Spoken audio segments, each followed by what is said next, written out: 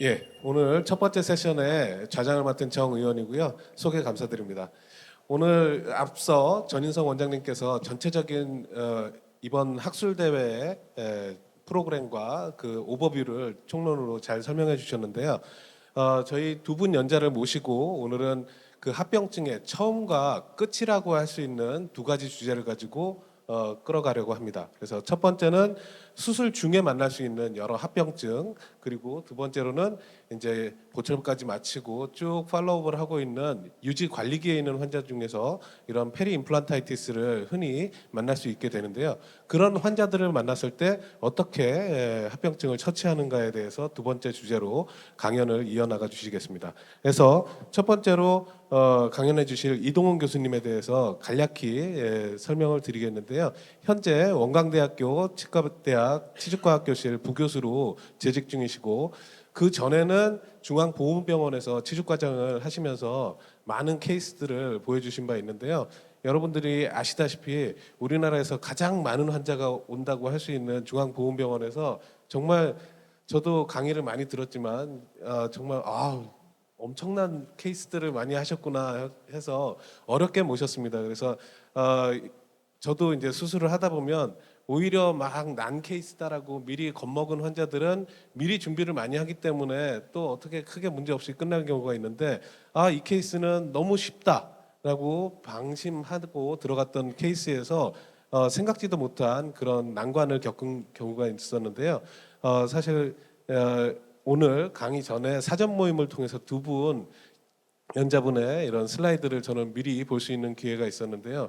정말 좋은 강의 내용이었는데 시간이 워낙 짧다 보니까 20분으로 줄이다 보니까 많은 좋은 슬라이드를 줄이긴 했습니다. 하지만 오늘 수술 중에 벌어질 수 있는 다양한 그런 실제적인 그런 케이스들을 보여주시면서 그 처치법을 잘 설명해 주실 거라고 믿고요. 박수로 강의를 시작하겠습니다.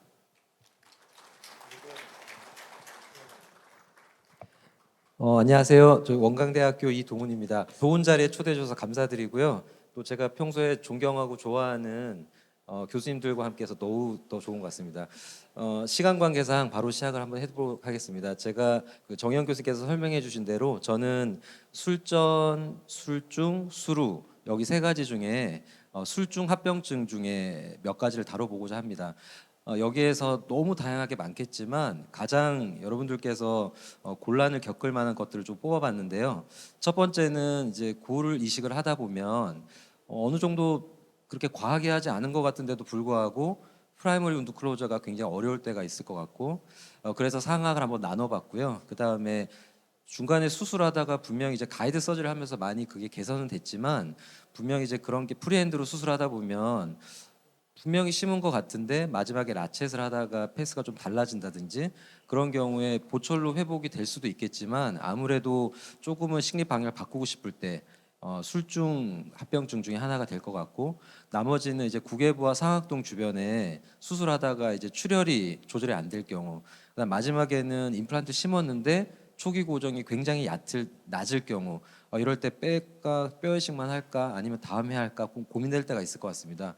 그렇게 한번 나눠봤습니다. 조금 빨리 한번 말씀드려보겠습니다. 우선 첫 번째로 프라이머리 운드 클로저가 이제 실패한 경우가 꽤 많을 텐데 우선 가장 기본적으로 우리 모든 혈행은 후방에서 전방으로 이어진다는 것은 가장 기본적으로 알아야 될 것 같고요. 그러다 보니까 우리가 이제 무치약 부분에 수술을 하다 보면 이런 양측의 설측과 협측에 많은 혈행 공급들이 있는 그 사이에 문합이 가장 적은 그 치조골의 가장 정중앙 부분에 있는 치조제에 이렇게 인시전을 가하는 것이 가장 유리할 것 같고 후방에서 전방으로 오는 그런 혈행 공급을 최소화하기 위해서 수직절개는 아무래도 후방보다는 근신면 쪽에 최소로 그는 게 좋을 것 같습니다. 그래서 이런 걸 기본으로 인시전을 가하고 후방에서 오는 혈행들을 이제 최대한 적게 그 방해를 덜 받을 수 있도록 절개를 가한 다음에 그 다음에 이제 수술을 하게 되는데 수술하고 나서 이제 클로저를 하려고 보면 어려운 경우가 있을 것 같습니다.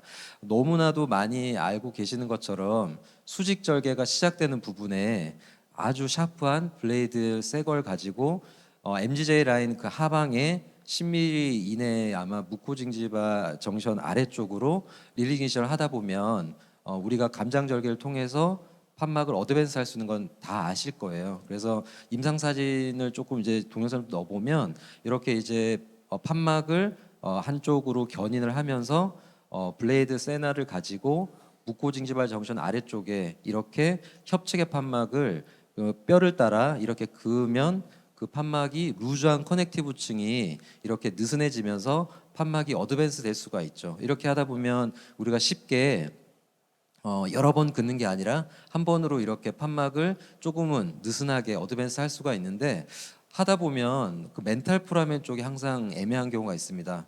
이렇게 많은 브랜치들이 있는데 우리가 우선 임플란트를 식립할 때는 여기에 멘탈 포라멘의 위치를 확인하고 임플란트의 패스를 조금 다르게 해서 보철이 허용되는 범위 내에서 식립을 해서 굉장히 이제 피할 수가 있는데 판막을 어드밴스 할 때가 좀 문제가 되는 것 같습니다. 여기 동영상에서 보시는 것처럼 가장 중요한 것은 이렇게 멘탈 포라멘이 어디 있는지부터 발견하는 것이 가장 좋을 것 같습니다. 봐야지 피할 수가 있기 때문에 대부분 이제 수술을 하시다 보면 그 근처로 가지 않게 하기 위해서 판막 자체를 열지 않는 경우가 있는데 피하려면 봐야 될 수밖에 없기 때문에 아무래도 이제 CT를 기반으로 그걸 피할 수 있지만 수술 중에 그걸 피하려면 반드시 봐야 된다고 생각합니다. 그렇게 또 여러 이제 테크니컬 노트들을 보면 3mm나 6mm 정도의 그런 돔 쉐입으로 릴리징을 가라는 것들이 나오는데 그거 이유는 더 잘 아시겠지만 대부분 멘탈 포람이 이렇게 왼쪽 그림처럼 안테리어 루프가 있습니다.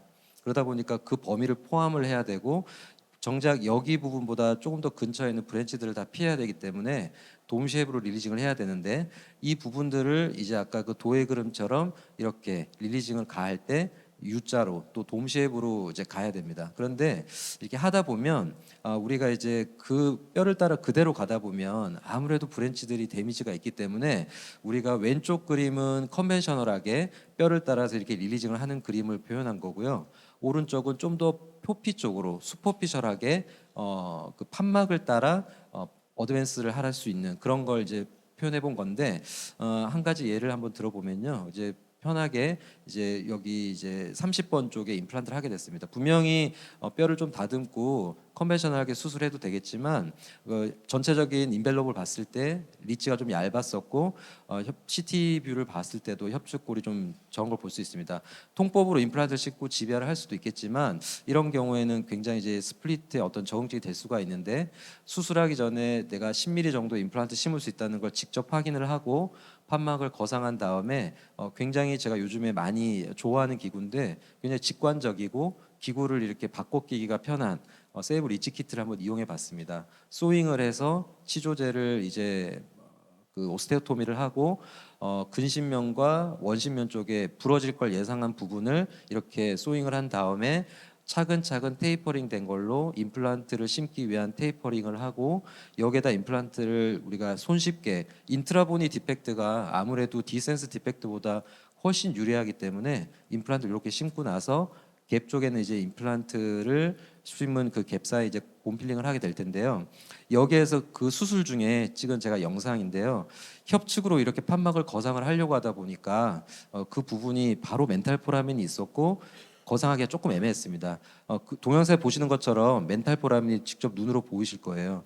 이 부분을 제가 말씀드렸다시피 U 쉐입과 슈퍼피셜한 방향으로 블레이드를 좀 더 협측 쪽으로 표면 쪽으로 이렇게 그림을 그려가면서 할 수가 있는데 블레이드 방향이 그냥 뼈를 향하는 게 아니라 최대한 판막 쪽으로 슈퍼피셜하게 이렇게 조심을 해야 되겠죠. 퍼포레이션이 돼야 되지 않게 하기 위해서 이렇게 이제 판막을 보면서 뼈 방향이 아닌 판막 방향으로 돔 쉐입으로 슈퍼피셜하게 하면서 우리가 브랜치를 조금이라도 데미지를 줄이고 어드밴스를 할 수 있을 것 같습니다.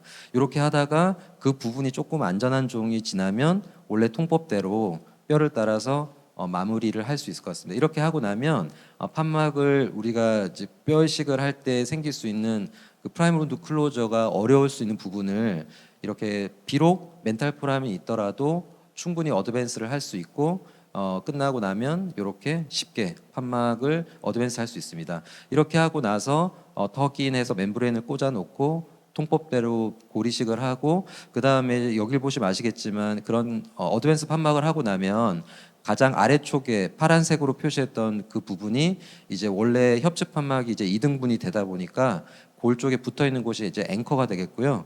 이렇게 당연히 핀 같은 걸 이용할 수도 있고 본텍을 이용할 수도 있겠지만 그 앵커를 이용해서 이렇게 멤브레인도 고정할 수가 있을 것 같습니다. 이렇게 슈처를 하고 나면 우리가 이제 원래대로 원했던 결과를 가질 수 있을 것 같습니다. 아까 전체적인 인벨로프를 봤을 때도 스플리트를 통해서 임플란트를 정확한 위치에 심을 수 있었을 것 같습니다.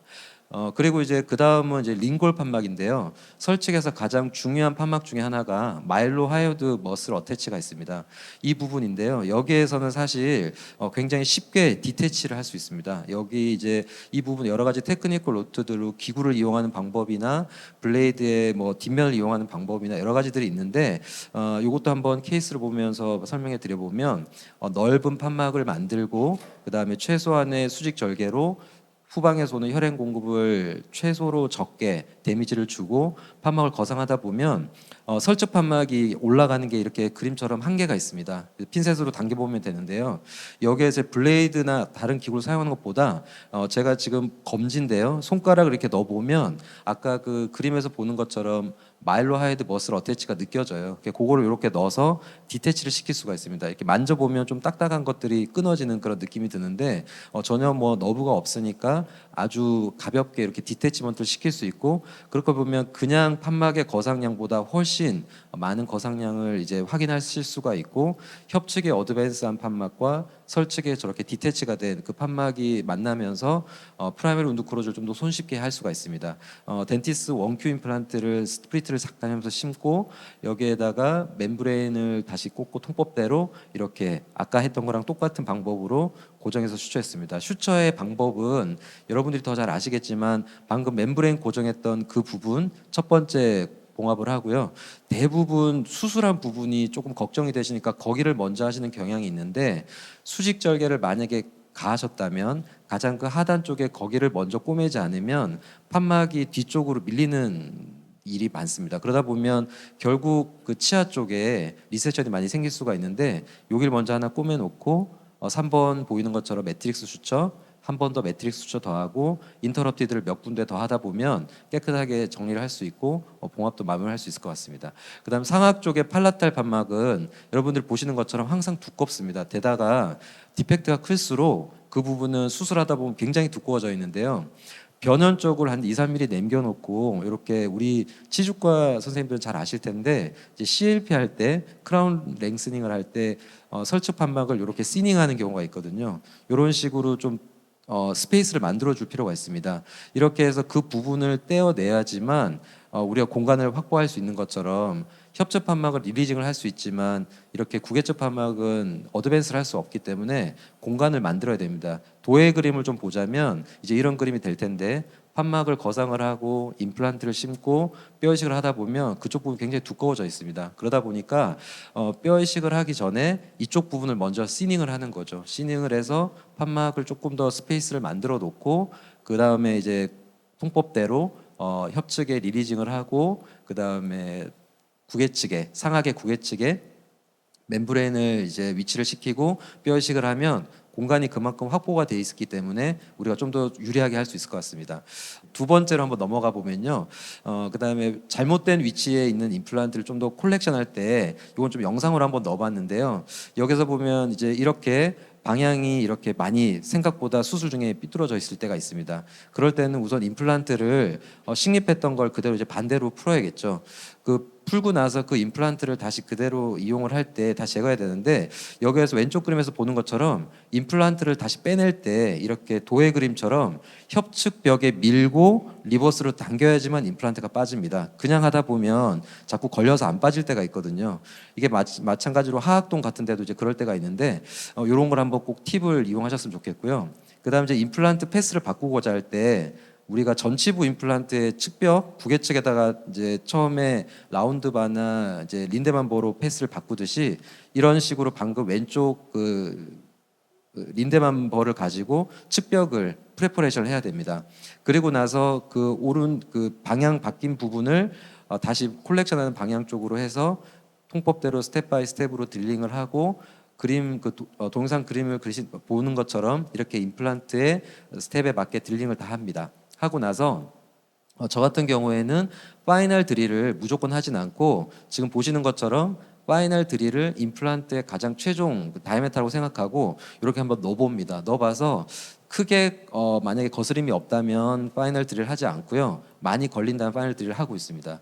그 다음에 이제 하셔야 될 게 임플란트를 이제 심기 전에 뎁스 컨트롤을 해야 되기 때문에 조금 더 12mm 드릴이나 그 다음 걸 해야 되고요. 요게 이제 또 중요한 부분인데 후방에 임플란트가 이미 심었다가 다시 콜렉션한 부분이기 때문에 처음부터 똑바로 심다 보면 그 뒤쪽으로 다시 임플란트가 밀려버릴 수 있습니다. 그래서 지금 동영상 그림에서 보시는 것처럼 밀려질 부분, 푸시아웃 될 부분부터 시작을 해서 조금 발을 조금씩 밟아가면서 왼쪽으로 밀어야지만 우리가 마지막으로 위치를 바꿔간 위치에다가 임플란트를 똑바로 심을 수 있습니다. 만약에 처음부터 이 방향으로 임플란트가 들어가면 뒤쪽에 공간이 있기 때문에 그쪽으로 밀려버리거든요. 그러니까 처음부터 푸시아웃 될 부분에서 스타팅을 해가지고 이렇게 조금씩 세우면서 임플란트를 심어야 콜렉션 할 수 있다는 거. 이렇게 해서 뎁스 컨트롤을 통해 가지고 임플란트를 할 수가 있고요.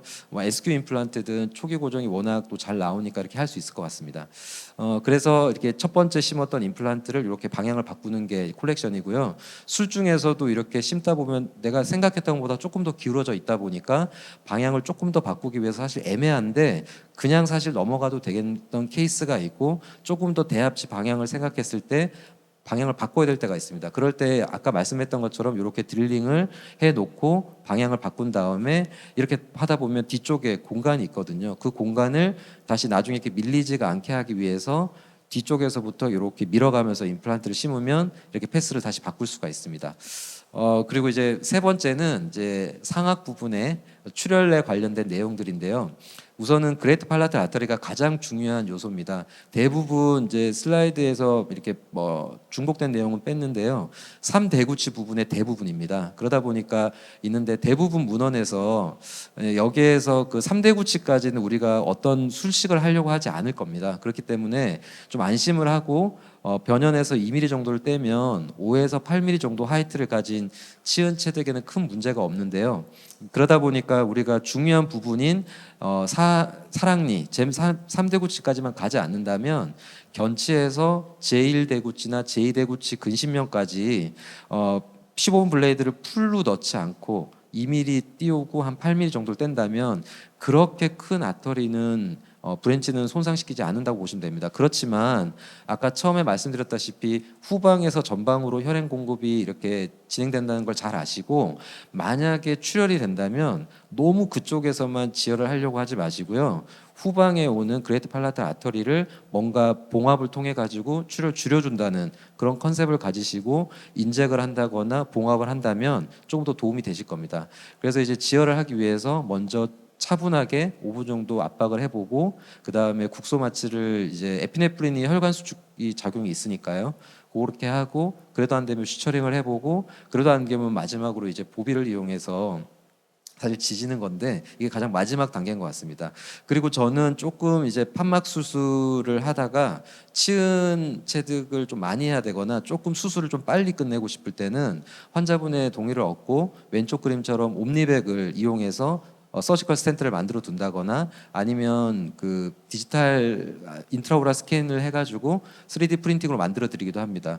요 사진은 이제 보시면 아시겠지만 이렇게 출혈이 되다 보면 후방에서부터 조금씩 이렇게 에피네프린이 포함된 국소 마취제를 하다 보면 이렇게 조금씩 지혈되는 걸 아마 확인하실 수가 있을 거예요.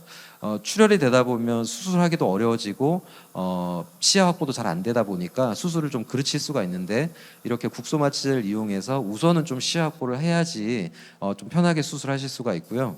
그다음에 이제 유리치연 이식술 체득할 때 잘 아시겠지만 한 번에 체득하기가 어려울 때는 우선 치아 쪽을 먼저 블레이드 날이 보일 수 있도록 이렇게 살짝 메탈 쉐이드가 보이도록 한 다음에 조금씩 두께를 확인해 가면서 이렇게 점이듯이 하다 보면 유리치연 이식도 균일한 두께로 이렇게 체득하기가 그렇게 어렵진 않습니다. 금방 이렇게 떼내고 그 다음에 그 출혈에 대한 컨트롤은 아까 말씀드렸다시피 그런 방법을 한번 해보시면 좋을 것 같습니다. 증례 하나를 넣어봤는데 굉장히 말 포지션된 임플란트였습니다. 보철을 이미 진행했는데도 환자분이 칫솔질을 하기가 어렵고 칫솔이 들어갈 공간조차 없는 베스티블이 굉장히 이제 얕아져 있어서 가까진이 없는 그런 케이스였는데 일단 보철물을 먼저 제거하고 보철물이 있는 상태에서 수술하는 거랑 보철물 제거하고 나서 수술이 굉장히 이제 차이가 있는데요. 보철을 일단 제거하고 나서 부분층 판막을 만들고 계획된 유리치은을 체득하고 그다음에 환자분의 그 레시피언 사이트에 어댑을 해보고 그냥 슈처했습니다. 슈처하고 나서 그 위쪽은 아까 처음에 그림을 보여드렸던 것처럼 사실 요즘에 저는 슈처를 많이 하지 않고요. 스텐트만 가지고도 이제 그냥 환자분한테 어댑해서 환자분의 교육을 통해서 뺐다 꽂았다를 교육해드리고 엄지손가락으로 이렇게 눌러서 지혈하는 것도 알려드리고 있습니다. 이렇게 하고 나서 수술 부위를 보호하고 그 일주일쯤 있다 보시면 가장 통증이 지금 제가 아직까지 다 문헌화된 건 아닌데 3일 정도에서 그 환자분이 그 서지컬 스텐트를 사용하지 않으시더라고요. 2, 3일째 가장 바스 측정해 보면 가장 높은 것 같고 CT 그래프트를 할 때 에피셀을 남겼을 땐 더 통증이 적고요. 그렇게 이렇게 하다 보면 한 3일 정도 끼고 나면 상피화가 조금씩 이루어지고 있고 다음에 그 다음 일주일, 그러니까 2주 때 오시면 발사 때 보면 이렇게 치유가 돼 있고 그 구개부도 이렇게 거의 대부분 치유가 되고 있는 것 같습니다. 이런 식으로 해서 환자분께 좀 도움을 드리고 있고요. 그 다음에 이제 또 상악동 수술을 이제 하다 보면 출혈이 굉장히 애매하실 때가 있는데 사실 상악동 하면 천공이 가장 큰 합병증일 거예요. 근데 이제 이거를 이제 다루지 않은 이유는 워낙 여러분들께서 많이 알고 계셔서 이제 뺐습니다. 여기에서 보시면 천공이 되면 조금 더 확대를 한 다음에 다시 거상을 해서 레이어링해서 중첩시킨 다음에 그쪽으로 상악동을 이제 다시 캐비티를 만들 수 있는 그런 건 다 아마 아실 것 같고요. 근데 이제 하다 보면 수술할 때 이런 게 더 문제가 될 텐데 화살표 그림처럼 인트라오서스의 골 내에 아테리가 지나가거든요. 이게 가장 여러분들이 이제 큰 출혈 중에 하나인데 케이스를 보면서 한번 보시면 아시겠는데 먼저 항상 레터럴 어프로치를 저는 요즘에는 많이 안 하고 있는데 크레스탈 어프로치를 먼저 하는데 하다가 바로 이제 천공이 돼버린 거예요. 그럴 때 이제 가장 먼저 선택하실 수 있는 거는 6주에서 8주 정도가 지나면 멤브레인이 거의 이제 리페어가 되기 때문에 그냥 차라리 기다렸다가 수술하시는 걸 많이 권해드리는데 여러 사정상 수술을 먼저 해야 된다면 보통 레터럴 엽니다. 열어 가지고 이제 하다 보면 이런 걸 또 만나실 수가 있는데 제일 소구치부터 제2대구치까지 순서대로 그 크레스탈에서 그 아까 후상치조 동맥이 지나가는 그 길이가 평균적으로 10mm에서 19mm 정도가 되는데 우리가 그 치조제가 흡수가 되다 보면 임플란트를 깊게 심게 되잖아요. 그리고 이렇게 크레스탈 오프치를 하다가 레터럴 열게 되면 더 많이 만나게 되는 것 같습니다. 왜냐하면 실제로 크레스탈 오프치를 해도 끝나는 거였는데 그걸 열다 보면 이렇게 만나게 되는 것 같아요. 사실 굉장히 위에 있거든요. 그런데 이제 이렇게 하다 보면 가끔 저처럼 방금 그 케이스였는데요. 이 부분이 이렇게 수술하기가 힘들 정도로 이렇게 출혈이 심할 때가 있습니다. 우선 이렇게 하면 정신을 차려야 되니까 우리가 국소마취제를 이용해서 먼저 어디가 출혈이 많이 되는지부터 찾아야 될 것 같아요. 그러다 보면 이제 이렇게 하다 보면 석션을 하면서 어디가 출혈되는지 이제 찾아야 될 것 같고 이 부분이 가장 많이 된다라는 걸 일단 본 다음에 그 다음에 이제 흡수성 봉합사 뭐 바이크릴이라든지 크로미컷 같은 여기는 스티치아웃 할 수가 없는 곳이기 때문에 흡수성 봉합사를 이용해서 먼저 거기를 슈처링을 해야 되겠죠. 하다 보면 그 부분이 제대로 슈처링이 잘 되면 지혈이 조금 줄어드는 걸 볼 수가 있습니다. 그래서 여기에서 보면 그 부분을 조금이라도 더 봉합을 하려고 이제 노력하고 그 부분이 아니라면 차라리 말씀드렸다시피 후방에 먼저 조이면 좀 더 적어지는 것도 볼 수가 있는데 이렇게 하시는 것처럼 보시면 아시지만 그쪽 부분이 이렇게 지혈되는 걸 확인하실 수가 있고 그런 다음에 마무리를 한 사진입니다. 이렇게 이제 제가 사진은 찍었지만 저도 당황했지만 일단 멈추기만 하면 되거든요. 이렇게 멈춘 다음에 환자분한테 수술을 그만둘까 하다가 기왕 여기까지 했으니까 우리가 이제 아래쪽에 하던 수술을 그대로 고리식을 하고 그 다음에 임플란트를 심고 마무리했던 사진입니다. 여기에서 임플란트를 심어졌고 나중에 보철까지 잘 진행이 돼가지고 이게 수루 직후 CT고요. 그 다음에 수루 이제 9개월째 보철이 지난 다음 CT인데 협측에서 보면 아시지만 그 윈도우에 형성했던 부분도 어느 정도 완벽하진 않지만 치유가 된 것 같고요. 나중에 팔로우했던 사진도 괜찮은 것 같습니다. 이렇게요. 그래서 여기에서 이 해부학적인 그림을 보시면 왼쪽 사진에서 그 녹색 부분이 안화하신경하고 후상치조신경이 겹쳐지는 곳들이거든요. 오른쪽 그림에서 보면 2번 부분은 사실 우리가 건드릴 부분이 별로 없는데 3번 부분, 그러니까 후상치조 그 동맥이 가장 문제인데, 문제는 이거와 이것, 안화하신경하고 후상치조 동맥이 만나는 문합되는 부분 4번 같은 경우들이 있다는 거예요. 사체 분석을 해보면 여기에서 한 20% 정도가 발견되고 있기 때문에 우리가 윈도우를 어프로치를 할 때 이건 항상 주의해야 될 것 같고, 만약에 노출이 된다면 아까 같은 방법을 한번 써보셨으면 좋겠습니다. 그래서 이 해부학적인 이해와 아터리의 그런 주행을 좀 이해하고 계시면 좋을 것 같습니다.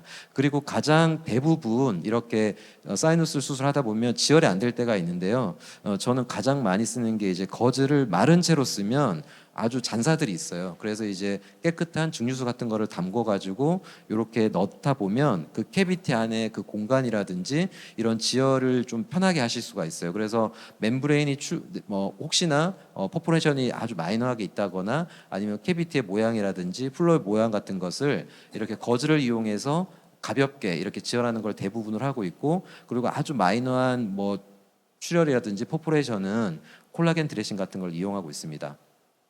그리고 이제 마지막으로는 이제 임플란트 수술을 했었는데 프라이머리 스테빌리티가 굉장히 낮은 경우가 있어요. 이럴 때는 보통은 이제 웬만하면 이를 심지 말고, 아쉽지만 환자분께 고리식만 하고 다음에 이제 시도하겠습니다라고 하실 수도 있지만, 만약에 상악동이라든지 코티칼의 그런 바이코티피케이션을 얻을 수만 있다면 한번 시도해 볼 만은 한데요. 이제 저는 이제 오토본 칩을 이용하고 있는데, 여기 자장으로 계시는 이제 정혜영 교수님께 팀에서 쓰셨던 논문인데, 저 굉장히 재밌게 봤었는데요. 그러니까 로우 프라이머리 스테빌리티가 무조건 이제 실패의 어떤 주요한 필수 요인은 아니라는 거고, 그리고 그 다음 문장에서 이제 프라이머리 운드 클로저가 개런티가 된다면 아무래도 힐링 어버먼트를 체결할 수가 없겠죠, 이런 경우에는. 그래서 만약에 판막의 두께라든지 우리가 제대로 봉합만 할 수 있다면 한번 시도해 볼 만한 것 같습니다. 사실 이제 예전 케이스인데요. 이렇게 예전에 보면 이제 판막을 이제 2달 정도 기다렸다가 판막 거상을 하고 봤었는데, CT에서도 예상은 했었지만 굉장히 그 치유가 좀 느렸습니다. 이런 경우에서 사실 좀 더 고리식을 하고 나서 기다려도 될 것 같긴 한데, 우리가 그 디펙트의 모양이라든지 그런 걸 봤을 때 팔라탈에 충분한 그런 그 월이 있고, 만약에 임플란트만 심을 수만 있다면 괜찮은 것 같아서 영상을 그때 한번 찍었었는데, 이렇게 보시는 것처럼 오토본을 이렇게 넣을 때 보면 넣을 때 임플란트가 움직이고 있어요. 스테빌리티가 굉장히 낮았거든요. 그래서 이제 주변에서 오센바이 치즈 같은 걸로 이제 오토본을 조금 칩을 이용한 다음에 오스테오톰을 톡톡톡톡 말렉 같은 걸로 아주 가벼운 힘으로 이렇게 웨징 이펙트를 주듯이 똑똑똑똑똑똑똑 이렇게 끼워 넣으면, 당연히 이제 아시겠지만 임플란트의 그 갭이 오토본으로 약간 필링이 되면서 좀 부가적인 기계적인 스테빌리티를 얻을 수가 있거든요. 그냥 놔두기엔 조금 애매하고 조금 부가적인 스테빌리티를 얻고자 한다면 이 정도 오토본 칩을 이용할 수 있을 것 같습니다. 아까 굉장히 많이 흔들렸는데 좀 이제 줄어든 걸 보실 수가 있겠죠. 이렇게 오토본 칩을 이용하고 주변에 부가 이제 통법적인 지비아를 하고 나서 프라이먼드 클로저를 하고 나서 이제 수술이 끝난 사진입니다. 그렇게 나중에 이제 2차 수술을 이제 기다렸다가 판막을 열고 힐링 어버트를 체결하고 보철까지 이렇게 마무리된 케이스입니다. 그래서 이제 제가 굉장히 빨리 얘기는 했는데요. 이게 여러분들한테 도움이 되셨을지 모르겠는데, 테이크홈 메시지를 좀 드리자면, 첫 번째 이제 프라이머리 운드 클로저가 좀 실패했을 때는 하치조 신경일 경우가 좀 가까울 때는 돔쉐입이나 슈퍼피셜한 인시전, 그 다음에 상악 같은 경우에는 팔라탈 같은 경우에는 시닝, 그 다음에 링골 같은 경우에는 마일로 하이드 머슬 어태치를 약간 디태치먼트 해본다는, 그런 쪽으로 한번 해볼 수 있을 것 같고요. 팔라탈하고 사이누스 에어리어 쪽의 그 출혈은 우선 후방에서 전방으로 혈행이 이제 진행된다는 걸 이해를 하시고, 만약에 전방 부분에 피가 너무 많이 난다고 하더라도 후방 쪽에 손가락을 대서 팔테이션을 느낀다거나 그런 식으로 해서 조금 지혈 한번 해보시고요. 그 다음에 그 어떤 주행인지 이해를 했으면 좋겠습니다. 그리고 임플란트가 위치가 좀 좋지 않았을 때 다시 회복을 한다면 린데만 드릴을 이용해서 패스를 수정을 하고 푸시아웃 될 부분, 밀려낼 부분부터 시작을 해서 이렇게 밀면서 임플란트를 심어야 될 것 같고요. 마지막 프라이머리 스테빌리티가 굉장히 낮을 경우에는 마지막 기회를 조금이라고 생각해 보고 오토본 칩을 좀 웨징 이펙트를 이용해서 해보면 어떨까. 요게 술중 합병증 한번 정리해봤습니다. 여기까지 제 그 정리를 마무리하겠습니다. 네, 감사합니다. 좋은 강의 감사드리고요.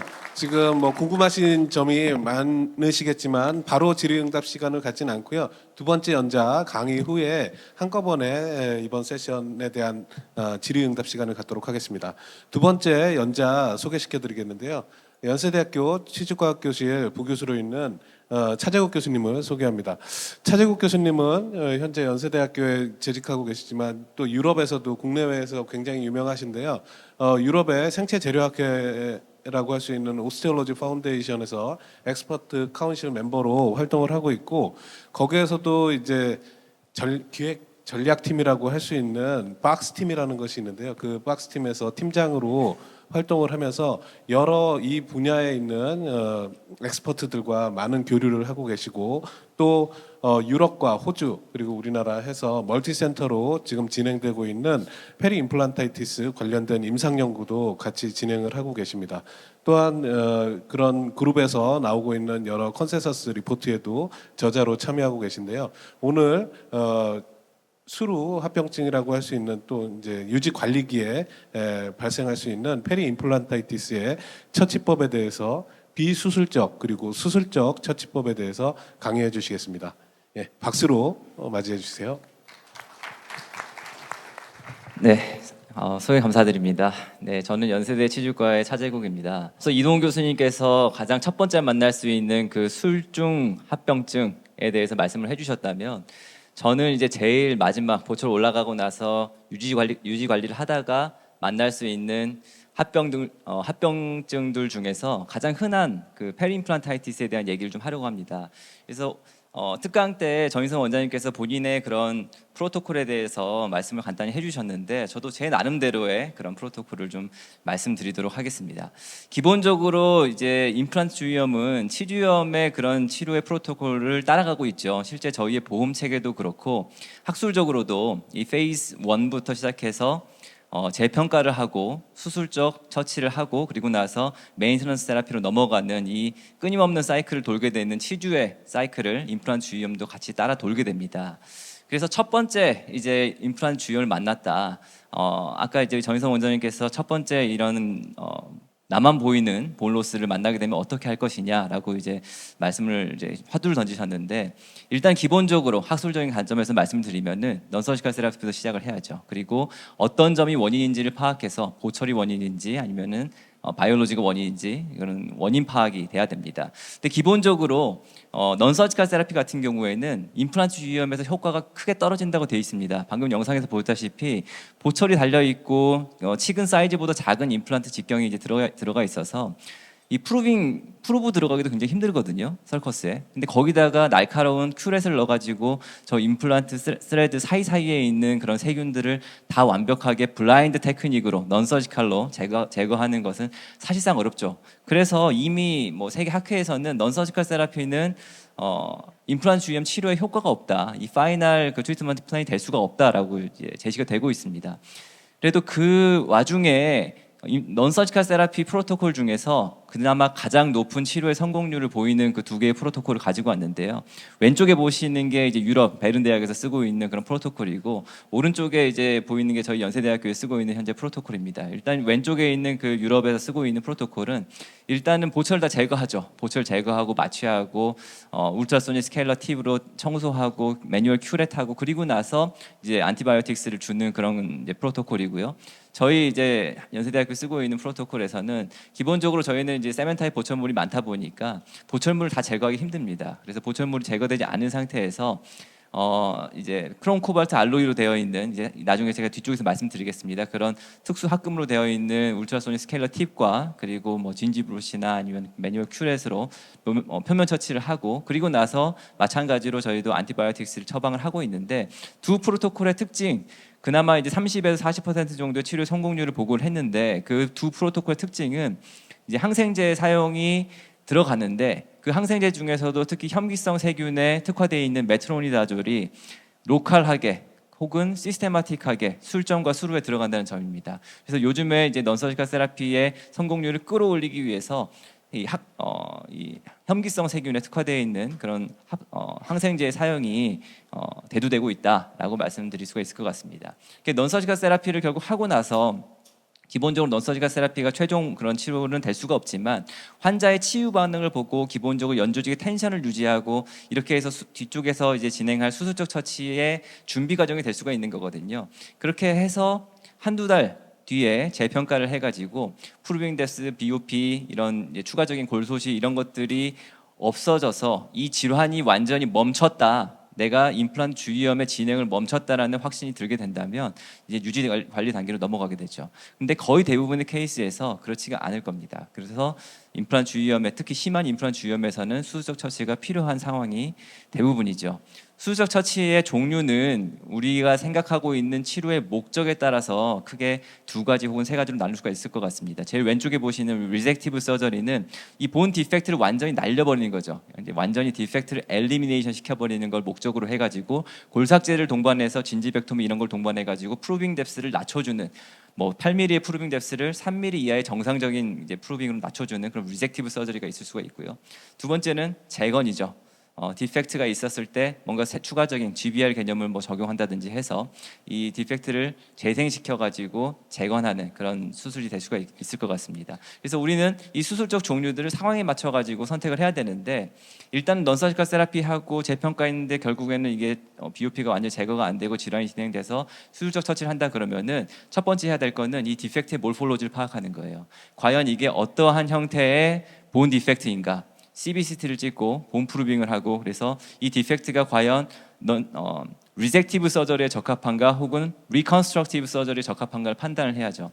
그래서 수프라크레스탈 디펙트 혹은 디센스 타입 디펙트 가장 흔하게 만날 수 있죠. 그리고 원월, 투월, 이렇게 본 리제너레이션 포텐시가 떨어지는 그런 디펙트 같은 경우에는 리젝티브 서저리로 가야 될 것이고 그 외에 서컴퍼런셜 디펙트라든가 스리얼 디펙트라든가 인트라보니 타입 디펙트들 이런 것들은 리컨스트럭티브 서저리로 갈 수가 있겠죠. 하지만 발표됐던 논문들을 보면은 임플란트 상황에서 이 리컨스트럭티브 서저리는 그렇게 많은 인디케이션을 차지하고 있지 않습니다. 거의 대부분의 케이스는 리젝티브 서저리가 좀 더 어울리는 그런 적합한 수술이라고 되어 있습니다. 그래서 케이스를 한번 보여드리면 2018년에 이렇게 보철이 마무리가 되고 나서 굉장히 오랜만에 이제 리커를 모셨는데 이렇게 3년 만에 이렇게 볼로스가 온 상황입니다. 아무래도 보철 그 마진으로부터 그리고 본 크레스트까지의 거리도 굉장히 가깝고 하면서 바이올로직 위스를 자연스럽게 확보해가는 과정에서 볼로스가 오게 된 게 아닌가라는 생각도 듭니다. 그래서 현재 이제 초진으로 왔을 때 이런 상황이었고요. 다행히 이제 보철물이 스크류 타입이라서 보철물을 제거하고 오늘 오후에 이제 강의해 주실 저희 같은 대학의 이현종 교수님께 보내서 이 보철물의 프록시말 컨택이나 이런 부분들을 좀 수정을 해달라고 부탁을 드렸습니다. 그리고 나서 힐링 어버튼을 껴가지고 보내주시면 저희는 이제 기본적으로 리젝티브 서저리를 할 거기 때문에 8mm의 프루빙 데스를 3mm로 만든다. 그렇다면 이제 기본적으로 진지백토미가 들어가야 되겠죠. 그리고 버칼 쪽에 이제 부족한 각화 치연을 보존하기 위해서 양쪽에 두 개의 버티컬 인시전을 주고 팔라탈 쪽은 아까 그 이동훈 교수님 보여주신 팔라탈 세이닝 하는 그런 인터널 베벨 인시전을 줘가지고 주변에 이제 연조직을 다 제거를 하게 되고요. 그렇게 되면 이렇게 오염된 임플란트 표면이 이렇게 보이게 됩니다.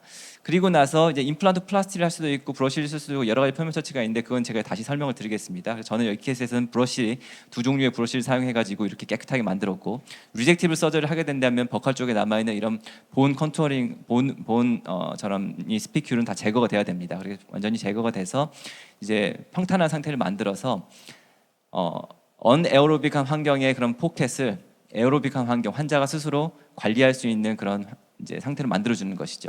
그래서 임플란트 표면이 이렇게 약간 노출이 되더라도 2년 뒤에 이제 보면은 버칼 쪽으로 각화층이 유지가 되면서 BOP도 없이 염증 없이 완벽한 그런 치유 상태. 그래서 치과 의사들은 우리는 알 수가 있죠. 아 이렇게 되면은 이 질환은 더 이상 진행되지 않겠구나라고 우리는 알 수가 있습니다.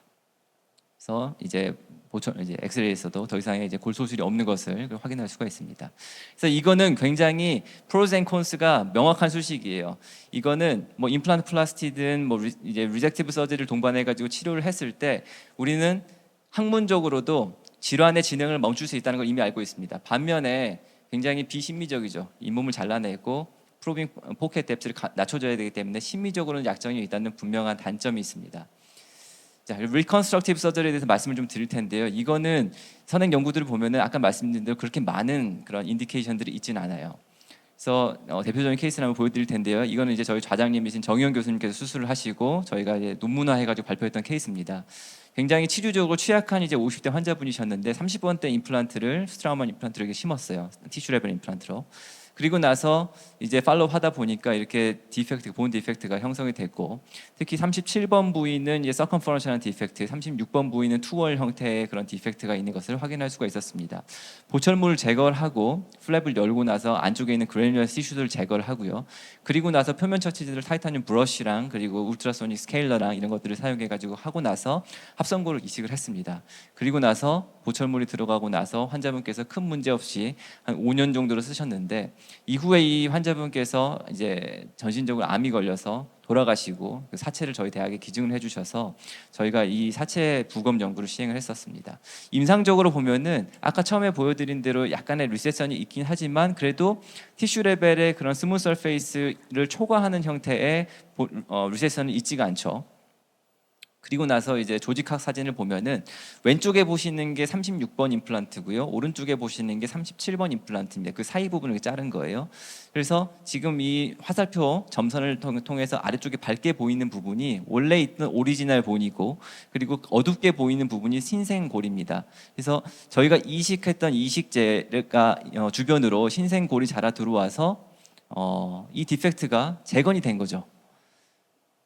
보컬링으로 자른 그런 슬라이드를 보면 특히 37번 임플란트 같은 경우에는 오른쪽에 보시면 그 디펙트를 따라서 이 임플란트 표면을 따라 가지고 새로운 뼈가 뉴본이 라이닝 되어 있는 것을 관찰할 수가 있겠습니다. 그러니까 이 리컨스트럭티브 서저리를 했을 때 이 디펙트를 우리가 재건을 할 수가 있고, 조금 더 이상적인 그런 임플란트 주위염의 치료 목표, 이제 본래 상태로의 재건도 충분히 가능하다 라는 것을 보여주는 그런 논문이었습니다.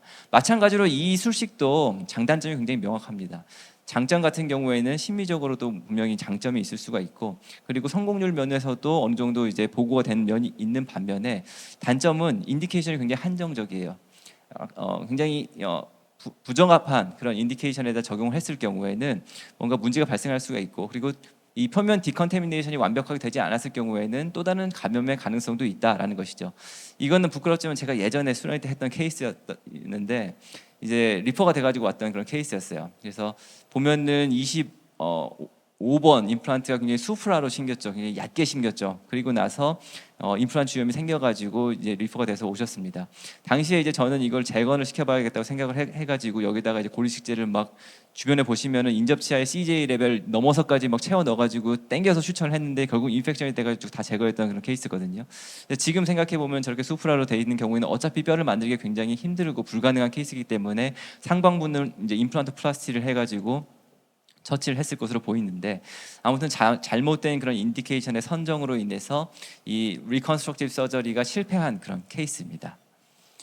자, 지금까지 내용을 좀 정리를 하도록 하겠습니다. 이제 수술적 처치, 비술적 처치를 먼저 한번 하고 나서, 그리고 재평가를 했는데 내가 원하는 정도의 그런 BOP와 프로빙 데스의 감소, 그리고 엑스레이 상에서 골 흡수의 진행 정도가 멈추지가 않는다, 질환이 멈추지가 않는다라는 것들이 파악이 된다면 수술적 처치를 넘어가야 됩니다.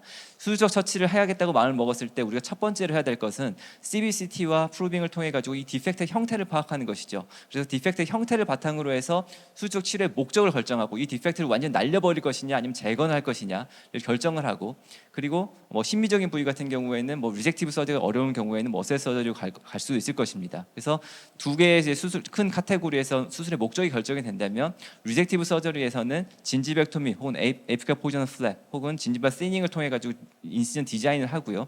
여기서의 포인트는 골삭제가 반드시 동반돼야 된다는 것입니다. 우리가 만나는 그런 본 디펙트들이 완전한 아이디어란 그런 수프라크레스탈 디펙트, 완전한 아이디어란 서컴퍼런셜 디펙트 이런 것들은 아니거든요. 그래서 일정 부분의 그런 수프라크레스탈 디펙트 동반된 그런 보니 스피큘 이런 것들이 있다면은 거의 대부분 있을 것입니다. 그런 경우에는 골삭제가 반드시 동반돼야 됩니다. 그렇지 않으면 리젝티브 서저리는 크게 의미가 없습니다. 그래서 이제 뒤쪽에 다시 말씀드리자면 적합한 표면 처치를 하고, 그리고 질환 진행을 막을 수 있는 가장 확실한 방법이라는 것들을 강조를 드릴 수가 있을 것 같습니다. 리컨스트럭티브 서저리 같은 경우에는 가장 중요한 포인트는 이게 적합한 인디케이션인지 확인을 하고, 그리고 나서는 인시전 디자인도 굉장히 보존적으로 돼야 되겠죠. 어찌됐건 이것을 프라이머리 클로저를 시켜야 되기 때문에 보존적인 인시전 디자인을 하고, 굉장히 철저한 surface decontamination, 뒤쪽에 다시 말씀드리겠습니다. 전 타이타늄 브러쉬를 주로 쓰고 있는데요. 철저한 디컨테미네이션을 하고 나서 고리식재, 이것들은 어떤 것들이 가장 좋은지는 아직까지는 모릅니다. 그래서 고리식재를 넣고 차단막 사용도 아직까지 컨트로버셜한 부분이 있습니다. 그리고 나서 이제 재감염을 방지하기 위해서 트랜스무커스 힐링을 도모하는 식으로 정리를 할 수가 있을 것 같습니다. 자, 이제 두 번째 말씀드릴 내용은 이 표면 처치에 관한 내용인데요.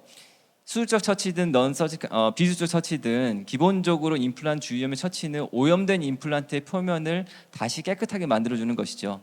그렇다면 어떻게 이걸 할 수가 있을 것인가? 기본적으로 그러니까 주된 방법은 메카니컬한 방법입니다.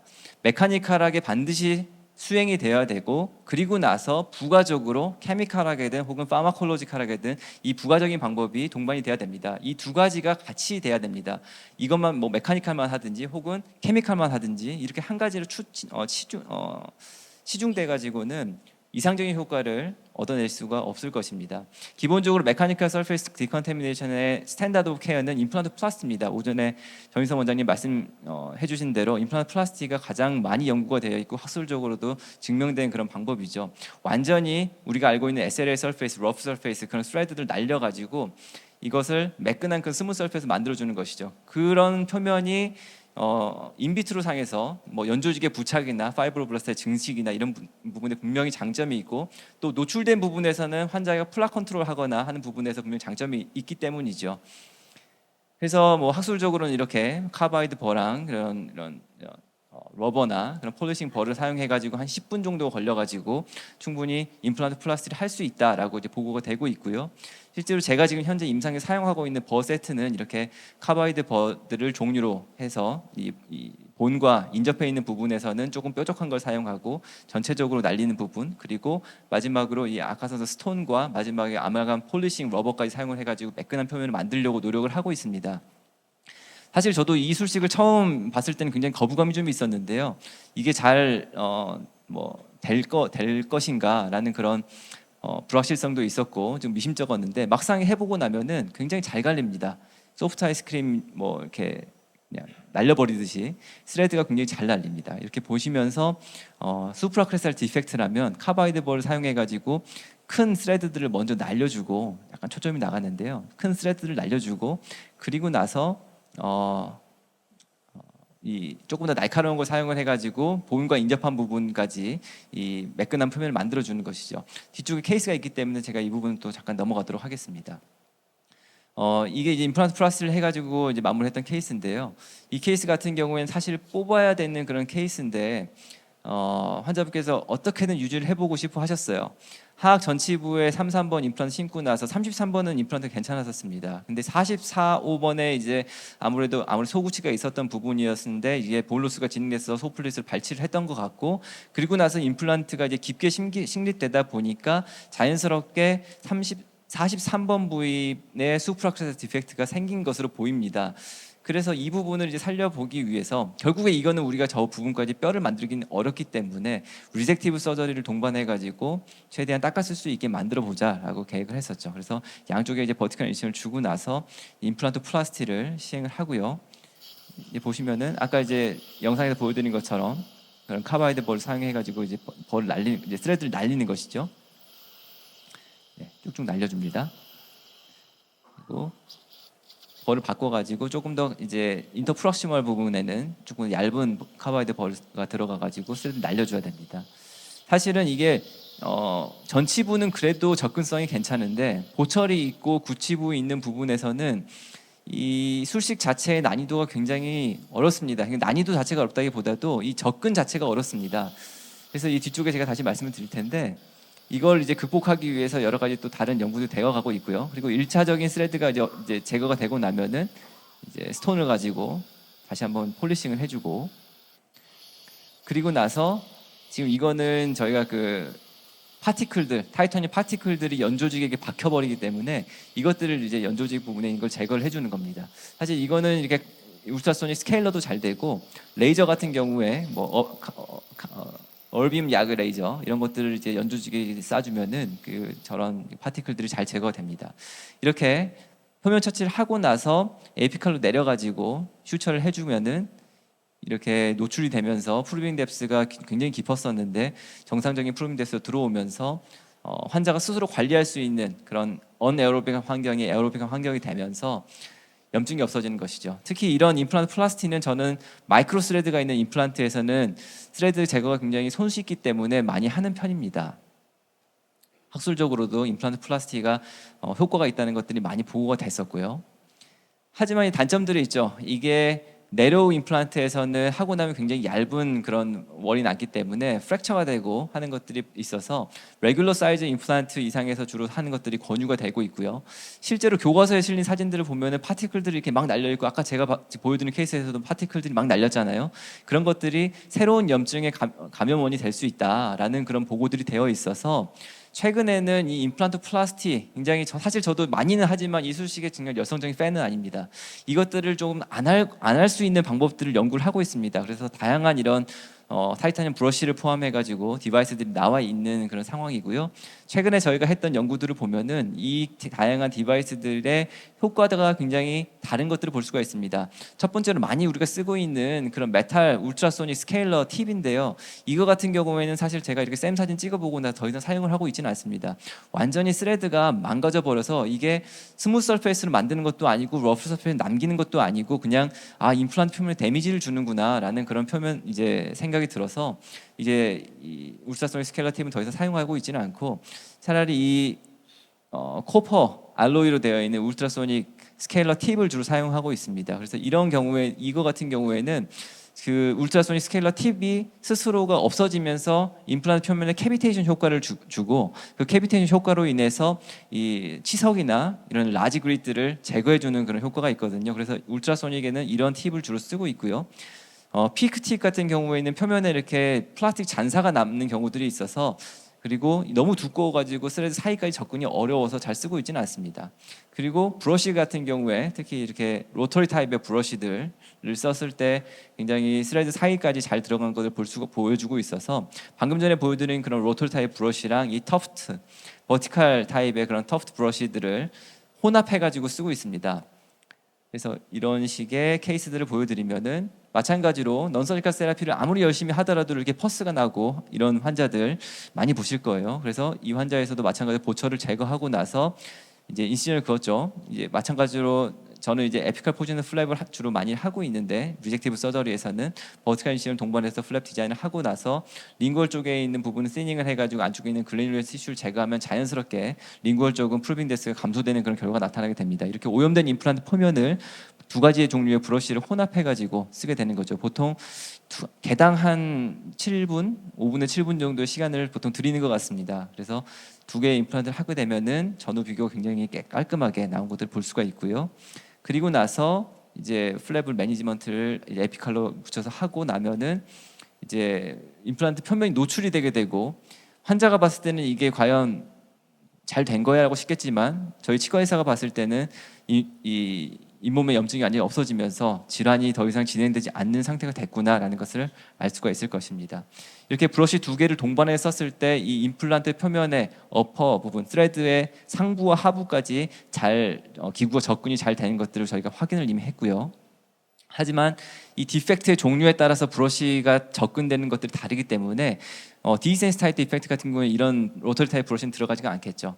그런 경우에는 이렇게 터프트가 옆으로 달려있는 브러쉬라든지 혹은 버티컬하게 달려있는 브러쉬라든지 이런 것들을 디펙트 종류에 맞춰가지고 브러쉬를 선택하는 그런 조언도 드릴 수가 있을 것 같습니다. 이렇게 기본적으로는 이렇게 임플란트 플라스티가 스탠다드 오브 케어고 그리고 그것들을 극복하기 위해서 타이타늄 브러쉬가 이제 메카니컬하게 주로 쓰고 있는데 거기다가 더불어서 추가적으로 부가적으로 우리가 이런 것들을 할 수가 있을 것 같습니다. 최근에 이제 제가 올해 냈던 논문을 보면은 이미 나왔던 학술적인 논문들을 다 모아가지고 시스테마틱 리뷰를 한 겁니다. 그래서 현재까지 학계에 보고된 케미칼, 파마콜로지칼, 레이저 이런 것들이 과연 효과가 있는가 그렇다면 어떤 것이 효과가 있는 것들을 정리했을 때 케미칼하게는 H2O2, 그다음에 시트릭 애시드, 파마콜로지칼하게는 로컬 미노사이클린, 테트라사이클린 그리고 레이저는 어비움 레이저 이것들이 효과가 있다고 보고가 됐습니다. 그래서 사실 저희 연세대학에서도 최근에 이런 관련 연구들을 했고, 저희는 루틴하게 이렇게 타이타늄 브러쉬를 사용해가지고 표면 처치를 하고 나서 이 깨끗해진 표면에다가 로컬 안티바이오틱스를 적용을 하는 그런 프로토콜을 가지고 있습니다. 그렇게 했을 때 치료의 성공률 면에서 뭐 BOP 프로빙 데스 그런 것도 중요하지만 우리 임상가니까 이 치료의 성공률 면에서 이 로컬 안티바이오틱스를 동반했을 경우에 그렇지 않은 경우보다 훨씬 더 좋은 효과를 낸 것을 볼 수가 있었습니다. 그래서 마지막 정리를 하도록 하겠습니다. 이제 서페이스 디컨테미네이션 어떻게 해야 되는가? 처음 설명드렸던 수술적 처치의 목적과 연관해 설명드릴 수가 있을 것 같아요. 만약에 내 수술의 목적이 리젝티브 서저리다. 그렇다면은 기본적으로 생각해야 되는 건 임플란트 플라스입니다. 내가 이 병을 반드시 멈춰야겠다라고 생각한다면 저도 임플란트 플라스를 선택할 것 같지만, 보철물이 달려 있거나 이 환자의 그런 기구 접근도가 임플란트 플라스를 할 만큼 충분하지 않다. 그렇다면 타이타늄 브러쉬의 사용도 충분히 생각해 볼 수가 있을 것 같습니다. 그리고 케미컬하게, 파마콜로지컬하게 뭐 타이틀사이클린 그리고 뭐 미노사이클린 이런 것들을 추가적으로 사용을 할 수가 있습니다. 그리고 리컨스트럭티브 서저리다. 고리식을 해가지고 내가 이 디펙트를 재건하겠다라는 그런 수술이라면 임플란트 플라스틱 같은 경우에는 아까도 보여드렸지만 그 타이타늄 파티클들이 너무나 날리고 그것들이 완벽하게 제거가 잘 안 되기 때문에 저는 리컨스트럭티브 서저리에서는 타이타늄 브러쉬를 좀 더 선호합니다. 타이타늄 브러쉬를 하고, 그리고 내가 내 클리닉에 가지고 있는 가능한 모든 방법을 동원해서 케미컬하게, 파마콜로지컬하게, 레이저, 에어브레시브 이런 것들 모든 방법을 동원해서 다시 디컨테미네이션 시킬 수 있도록 노력합니다. 어찌됐건 우리가 새로운 물질을 집어넣어가지고 이 디펙트를 재건하는 그런 수식이기 때문에 가능한 모든 방법을 동원해가지고 디컨테미네이션 시킬 수 있도록 노력을 하고 있습니다. 정리하도록 하겠습니다. 어떻게 페리임플란타이티스 치료할 것인가? 먼저 이것을 뽑을지 말지를 결정을 해야 되는데, 사실 이 가이드라인도 굉장히 많은 얘기가 나올 수 있을 것 같습니다. 만약에 이걸 세이브 한다고 한다면은 먼저 넌서지컬 세라피를 통해서, 그리고 보철물의 모양이나 이런 것들을 봐서 과연 원인이 무엇인가를 파악이 돼야 될 것이고요.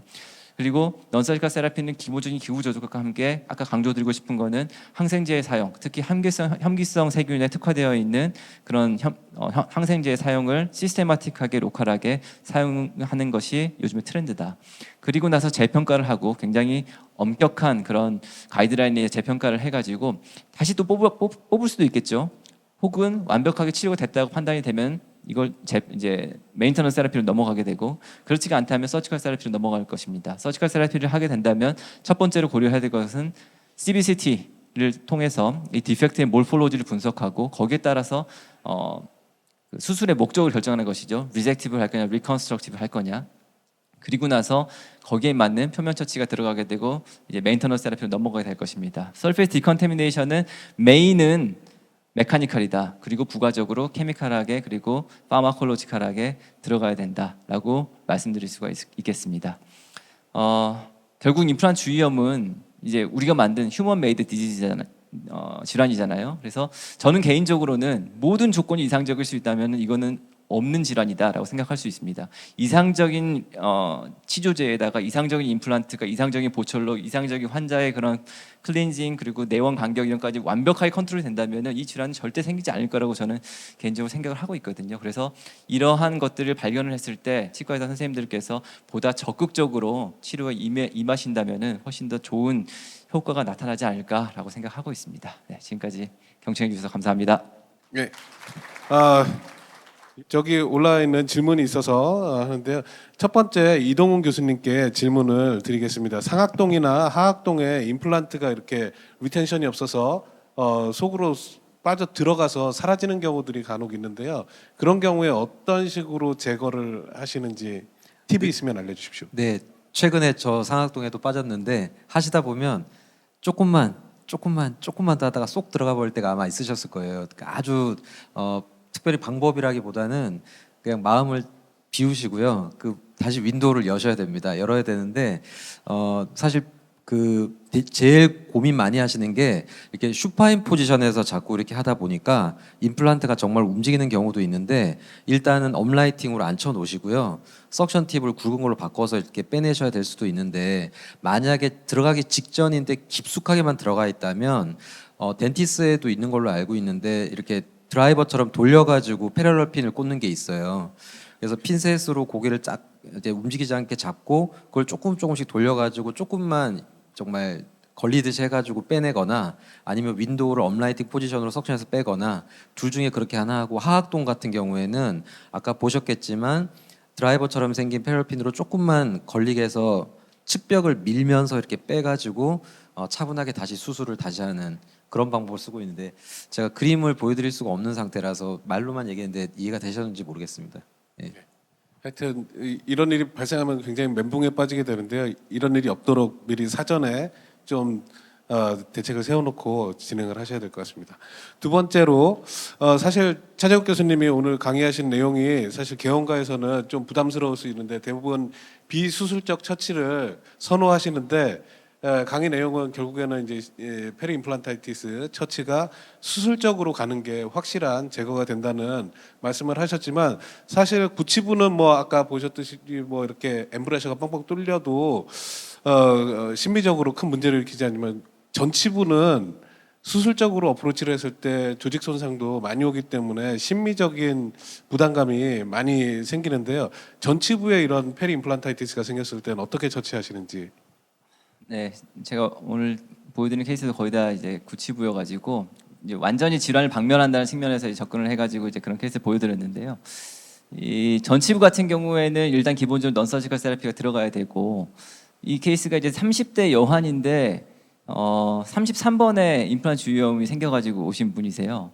근데 CT 찍어가지고 보면은 임플란트의 위치도 좀 아이디어라는 그런 케이스는 아니죠. 그래서 이미 저기 보면은 매복치도 있고 그래가지고 저걸 피해서 심으시려고 이제 하다 보니까 아무래도 좀 안쪽으로 들어오면서 에피칼 쪽이 바깥쪽으로 튀어나오고 하는 그런 상태인 것 같은데, 이제 이런 경우에는 임플란트 제거하고 다시 심으면 좋긴 하지만은 사실은 환자분께서는 제거하고 다시 심는 거에 대한 굉장히 큰 거부감들이 있으시죠. 그래서 넌서지컬 세라피를 아무리 해도 이제 문제가 해결되지가 않아서 보철물을 제거하고 나서 이 케이스는 이제 어세스 서저리를 한 케이스입니다. 그래서 진지백톰이나 이런 걸 동반해가지고 막 크게 버티컬 인시전 긋고 막 그런 게 아니라, 치주 수술할 때 그냥 파필라 부분이랑 인접지 한두 개까지 살짝 열어가지고 이제 플랩을 인시전 디자인을 하고 나서 플랩을 여는 거죠. 사실 임플란트에서 플랩 여는 게 자연치보다 훨씬 쉽습니다.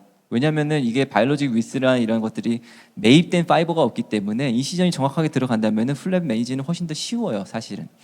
그래서 플랩을 열고 나서 이제 연조직을 이제 그래놀 티슈를 다 제거하죠. 다 제거를 하고 나서 여기다가 이제 고리식을 할 수도 있고 아니면은 이제 뭐 완전히 임플란트 플라스틱을 할 수도 있고 하지만, 이 케이스에서는 뭐 CT를 떼가지고 이제 얇게 된 부분에다가 CT를 이제 넣고요. 그대로 말 그대로 그냥 그대로 표면 처치만 해가지고 그대로 덮은 겁니다. 그러니까 어세스 서저리라는 거는 리섹티브 서저리랑 리컨스트럭티브 서저리 한 중간 정도 되는 그런 수식이라고 보시면 되세요. 있는 그대로 인시전 그어가지고 열고 표면 처치만 깨끗하게 하고 나서 그대로 끌어당겨서 수처한다. 그리고 나서 인트라보니 디펙트는 어느 정도 뭐 골 재생이 되면 회복될 거고, 뭐 그런 뾰족하게 튀어나와 있는 그런 부분들은 리모델링이 되면서 프루빙 뎁스가 자연스럽게 감소할 것이다. 그러니까 포켓 엘리미네이션이 아니라 포켓 리덕션 정도로 생각을 하시면 될 것 같아요. 그래서 이 케이스도 마찬가지로 CTG를 동반해 가지고 이렇게 수술을 한 케이스고, 그리고 나서 3년 지나고 나서 보면은 이제 완전하게 염증이 사라지면서 바이오 타입도 두꺼워지면서 이제 환자가 스스로 관리할 수 있는 환경이 된 것이죠. 그래서 전치부에서는 넌서지컬 세라피를 하고 나서 해결이 안 됐을 경우에는 이렇게 어세스 서저리를 해보시면은 조금 도움이 되지 않을까 싶습니다. 시간 관계상 오늘 궁금하신 점이 많겠지만 여기에서 세션을 마치도록 하겠습니다. 감사합니다.